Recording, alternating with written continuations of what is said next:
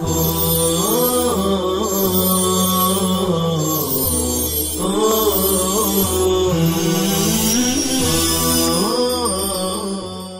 اللہ الرحمن الرحیم الحمدللہ رب العالمین والصلاة والسلام علی سید الانبیاء والمرسلین محمد وعلی آلہ واصحابہ اجمعین اما بعد۔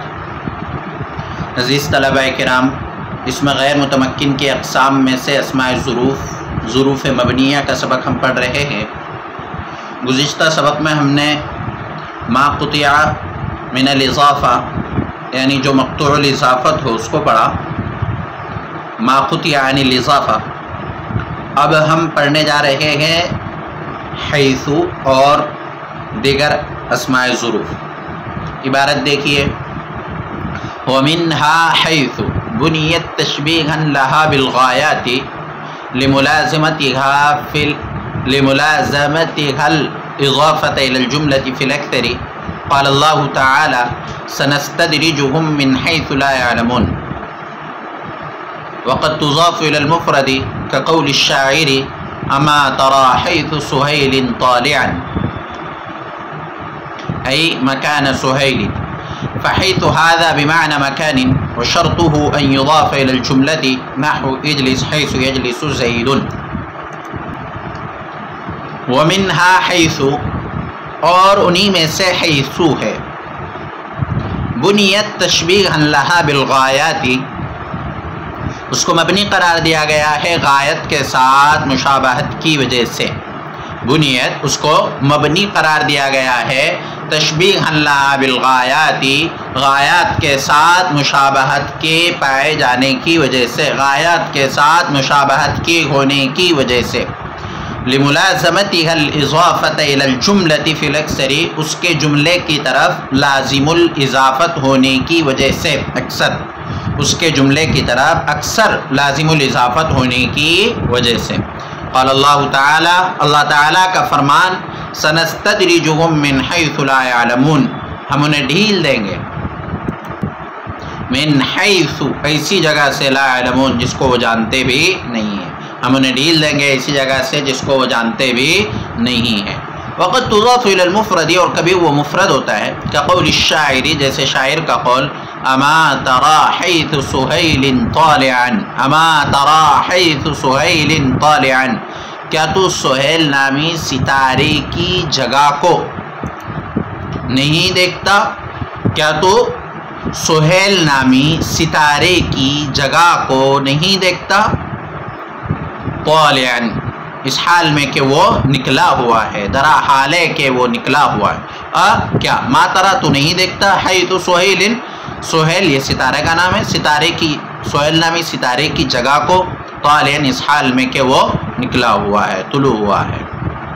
نہیں مکان سہیل، سہیل مکان سہیل کے معنی میں ہے۔ فحیث هذا بمعنى مکان، پس حیث یہاں مکان کے معنی میں ہے۔ وشرطه ان يضاف الى المفرد، وشرطه ان يضاف الى الجملة، اور اس کی شرط یہ ہے کہ وہ جملے کی طرف مضاف ہو، جیسے اجلس حیث یجلس زید، اجلس تو بیٹھ، یجلس حیث یجلس زید جہاں زید بیٹھتا ہے۔ اب یہاں سے حیث کے متعلق بیان فرما رہے ہیں کہ حیث بھی مبنی ہے غایت کے ساتھ مشابہت ہونے کی وجہ سے۔ غایت کے ساتھ مشابہت کا مطلب ہے کہ اس کے جملے کی طرف اکثر و بیشتر لازم الاضافت ہونے کی وجہ سے، چونکہ یہ بھی حیث ہمیشہ مضاف ہوتا ہے، حیث ہمیشہ مضاف ہوتا ہے، اور مضاف بھی کس کی طرف ہوتا ہے؟ جملے کی طرف، اسی لیے کہہ رہے ہیں کہ حیث اکثر و بیشتر جملے کی طرف لازم الاضافت ہوتا ہے، جملے کی طرف لازم الاضافت ہوتا ہے، یعنی ہمیشہ مضاف ہوتا ہے اور اس کا مضاف الیہ جملہ ہوتا ہے۔ تو بنیت مبنی قرار دیا گیا تشبیہا لہا بالغایات، اس کے غایت کے ساتھ مشابہت کی وجہ سے۔ جیسے ہم نے اوپر پڑھا تھا کہ قبل و بعد کو غایت کہا جاتا ہے، چونکہ ان کو وہ مضاف الیہ کے ساتھ استعمال ہوتے ہیں، قبل و بعد مضاف الیہ کے ساتھ استعمال ہوتا ہے، گرچہ کبھی ان کا مضاف الیہ محذوف ہوتا ہے۔ تو جس طرح سے غایات یعنی قبل و بعد مضاف لازم الاضافت ہے تو حیثو بھی لازم الاضافت ہے، تو دونوں میں گویا مشابہت پائی گئی، اور جب مشابہت پائی گئی تو اس کو بھی مشابہت پائے جانے کی وجہ سے مبنی قرار دیا گیا ہے۔ تو حیثو بنیت مبنی ہے غایت کے ساتھ مشابہت کی وجہ سے، اور غایت کے ساتھ کیا مشابہت ہے؟ جس طرح غایت یعنی قبل و بعد و تحت و فوق و قدام و خلف یا لازم الاضافت ہوتے ہیں، اسی طرح حیثو بھی اکثر و بیشتر جملے کی طرف لازم الاضافت ہوتا ہے۔ قال اللہ تعالی سنستدرجهم من حیث لا يعلمون، یہ مثال پیش کی ہے کہ ہم انہیں ڈھیل دیں گے اسی جگہ سے جس کو وہ جانتے بھی نہیں ہیں۔ دیکھیں حیثو ہے، اب یہاں حیثو مضاف ہے اور لا يعلمون یہ جملے کی شکل میں مضاف الیہ جملہ ہے، لیکن مفرد کی تعویل مفرد اس کو مضاف الیہ قرار دیا گیا۔ حیث مضاف لا يعلمون جملے کی شکل میں مضاف الیہ۔ وقت تضاف الی المفرد، کبھی کبھی اس کو مفرد کی طرف مضاف کیا جاتا ہے، لیکن کبھی کبھی، قاعدہ تو یہ ہے کہ وہ اکثر و بیشتر جملے کی طرف مضاف ہوتا ہے، مضاف تو ہمیشہ ہوتا ہے، اب اکثر و بیشتر جملے کی طرف مضاف ہوتا ہے اور کبھی کبھی مفرد کی طرف مضاف ہوتا ہے۔ کقول الشاعر، جیسے شاعر کا قول اما ترى حیث سہیل طالعا، اما ترى حیث سہیل طالعا، اب یہاں حیث مضاف ہے اور سہیل مفرد ہے، سہیل مفرد ہے، تو کبھی کبھی مفرد کی طرف بھی وہ مضاف ہو جاتا ہے۔ ترجمہ میں کر دیا گیا ہے۔ ترکیب میں یہ مفعول فی واقع ہوگا، اس لیے کہ ظرف ہے اور ظرف مفعول فی واقع ہوتا ہے، تو ترا سے یہ مفعول فی واقع ہوگا۔ ای مکان سہیل، حیث مکان کے معنی میں ہے، فحیث ھذا بمعنی مکان، پس حیث یہاں مکان کے معنی میں ہے۔ وشرط ان یضاف الی الجملہ، اور اس کی شرط یہ ہے کہ وہ جملے کی طرف مضاف ہو۔ اب یہاں ایک چیز آپ یہ یاد رکھیے کہ حیث مبنی کب ہوتا ہے؟ جب مفرد کی طرف مضاف ہو یا جملے کی طرف مضاف ہو۔ تو وشرطہ ان یضاف الی الجملہ، شرط یہ ہے کہ جملے کی طرف مضاف ہو۔ اب جملہ چاہے جملہ اسمیہ ہو چاہے جملہ فعلیہ ہو، تو مبنی ہونے کے لیے شرط یہ ہے کہ جملے کی طرف مضاف ہو۔ تو اس سے یہ پتہ چلتا ہے کہ اگر وہ مفرد کی طرف مضاف ہو تو پھر مبنی نہیں ہوگا۔ تو بہرحال اس میں اختلاف ہے، بعض حضرات کہتے ہیں کہ اگر جملے کی طرف مضاف ہو تو ہی مبنی ہوگا، اس لیے کہ جملے کی طرف مضاف ہونا شرط ہے اور شرط نہ پائی جائے تو حکم بھی نہیں پایا جاتا ہے۔ اور بعض حضرات کہتے ہیں کہ نہیں، شرط تو ہے اس کی جملے کی طرف مضاف ہونے کی، لیکن اگر مفرد کی طرف مضاف ہوگا تب بھی وہ مبنی ہوگا۔ کیوں؟ اس لیے کہ مفرد کی طرف وہ کبھی کبھار مضاف ہوتا ہے، شاذ و نادر، اور شاذ و نادر کا کوئی اعتبار نہیں کیا جاتا۔ جو قاعدہ اکثری ہے کہ اکثر جملے کی طرف مضاف ہوتا ہے، تو یہ حکم اس پر بھی جاری ہوگا کہ چاہے جملے کی طرف مضاف ہو چاہے مفرد کی طرف مضاف ہو، دونوں صورتوں میں وہ مبنی پر ضمہ ہوگا۔ تو شرط ان یضاف الی الجملہ، اس کی شرط یہ ہے کہ وہ جملے کی طرف مضاف ہو۔ خلاصہ کلام یہ ہے کہ چاہے مفرد کی طرف مضاف ہو چاہے جملے کی طرف مضاف ہو، بہر دو صورت وہ مبنی ہوگا۔ جیسے اجلس حیث یجلس زید، اب اجلس یہاں جملہ فعلیہ حیث مضاف الیہ بن رہا ہے، حیث مضاف، اور یجلس زید جملہ فعلیہ اس کا مضاف الیہ ہے، اور مفعول فی واقع ہو رہا ہے اجلس کا۔ تو اجلس حیث یجلس زید، تو بیٹھ جہاں زید بیٹھتا ہے، اور چاہے جملہ اسمیہ ہو، یعنی اجلس حیث زید قائم، تو بیٹھ جہاں زید کھڑا ہے، یا زید جالس، زید بیٹھا ہے۔ ومنها اذا وهي للمستقبل واذا دخلت على الماضي صار مستقبلا، نحو قوله تعالى اذا جاء نصر الله، وفيها معنى الشرط۔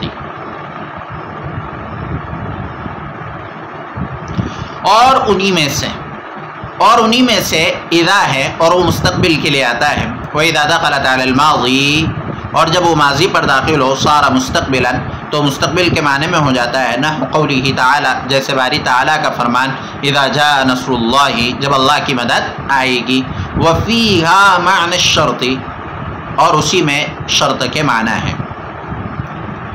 وَيَجُوزُ أَن تَقَعَ بَعْدَهَا الْجُمْلَةُ الْإِسْمِيَّةُ نَحْوُ آتِيكَ إِذَا الشَّمْسُ طَالِعَةٌ، اور جائز ہے کہ اس کے بعد جملہ اسمیہ واقع ہو، جیسے آتِيكَ إِذَا الشَّمْسُ طَالِعَةٌ، میں تیرے پاس آؤں گا جبکہ سورج طلوع ہو۔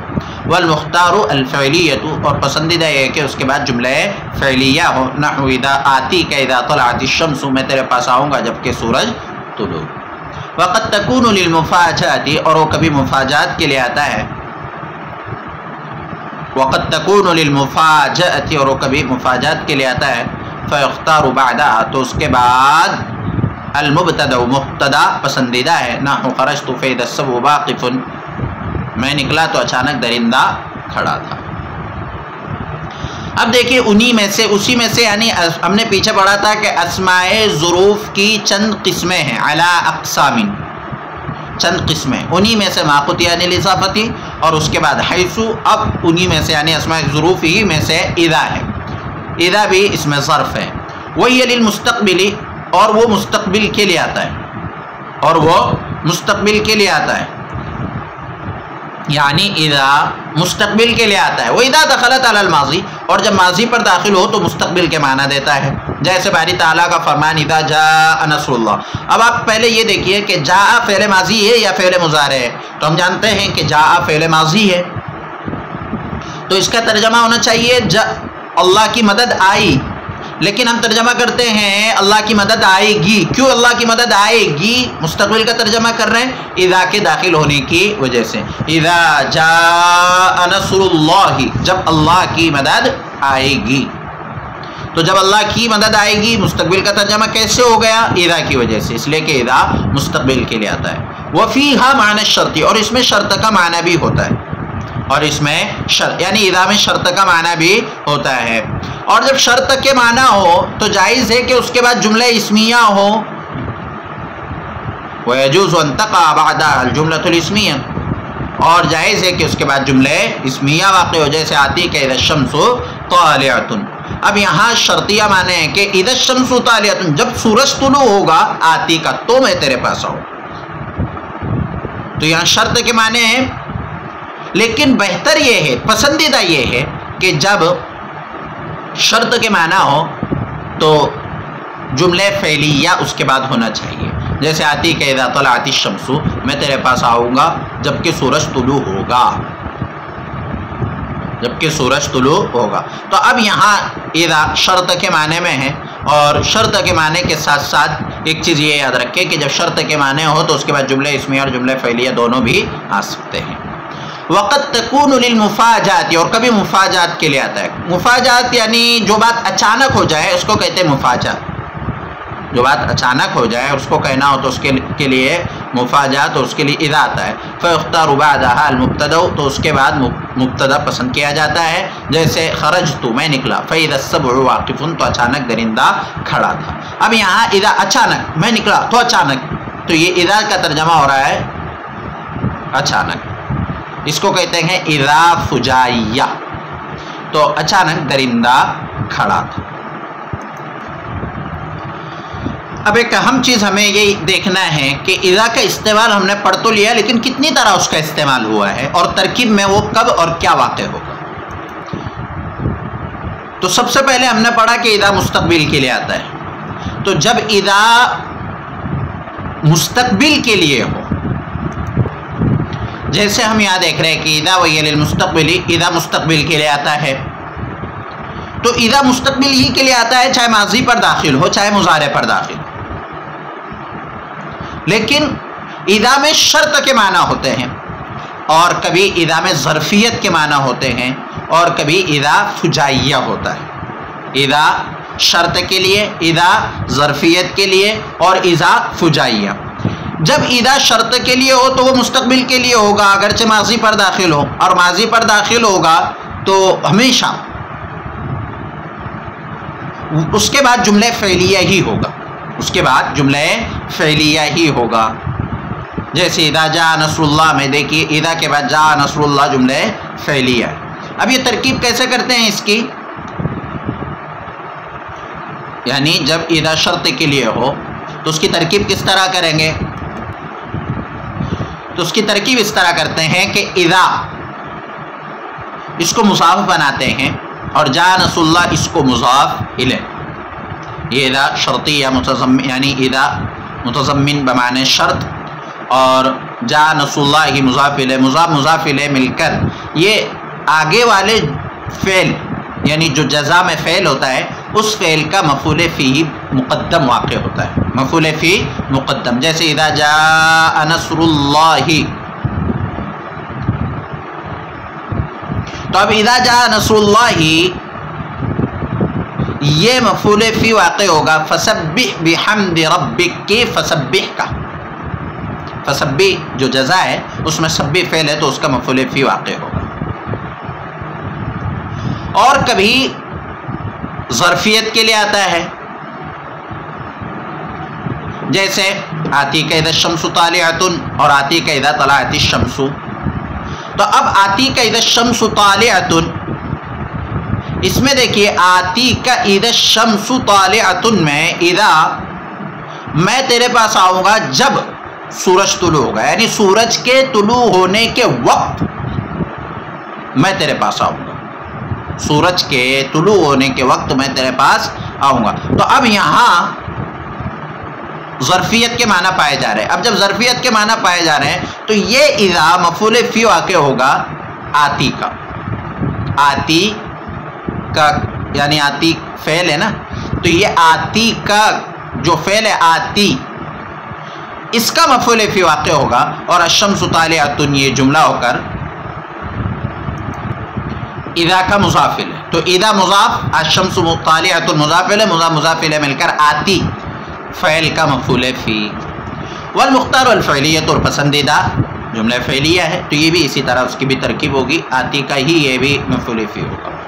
وقت تکون للمفاجات، کبھی اذا مفاجات کے لیے آتا ہے اور مفاجات کے لیے آئے تو پھر اس کے بعد مبتدا پسندیدہ ہے. اور ترکیب کیسے کریں گے اس کی ترکیب اس طرح کی جاتی ہے کہ خرجت فعل فاعل مل کر جملہ فعلیہ خبریہ، فا حرفات اذا فجائیہ، السبع مبتدا واقف خبر، مبتدا اور مل کر جملہ اسمیہ خبریہ، جملہ اسمیہ خبریہ ہو کر معطوف، اور خرجت جملہ فعلیہ خبریہ ہو کر معطوف علیہ تو معطوف علیہ معطوف مل کر جملہ معطوف. اس طرح اس کی ترکیب کرتے ہیں.